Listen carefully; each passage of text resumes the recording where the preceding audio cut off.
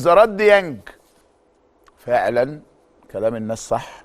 عنده انذار قدام الاسماعيلي، عنده انذار قدام مصر، وعنده انذار قدام الزمالك 100%. صح كده؟ بس هو كان عنده انذار قبل كده في مباراه بني سويف في الكاس، ناخدها بالتوقيتات وبالتواريخ. الدقيقه 20 الاهلي وبني سويف في الكاس 3-1 يوم 3/12/2019 حصل ديانج على الانذار الاول.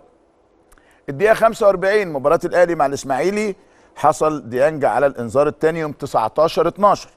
الدقيقه 25 في مباراه الاهلي مع فريق مصر يوم 5/1 حصل ديانج على الانذار الثالث. هنا مفيش فاصل في مصر ما بين الكاس والدوري، اللي بياخد 3 انذارات بتوقف. تم ايقاف مباراه طنطا يوم 15 يناير 2020، ثم عاد حصل على انذار امام الزمالك يوم 22/8 وانذار امام الجونه. يعني لو ما كانش خد الانذار الثاني كان يلعب الماتش اللي جاي كمان. الناس لما جابت الاحصائيات بينزلوها في بعض المواقع للمباراه الدوري وليس الكاس، من هنا حصل اللغط. ارجو كده ان احنا نكون وضحنا هذا الامر تماما.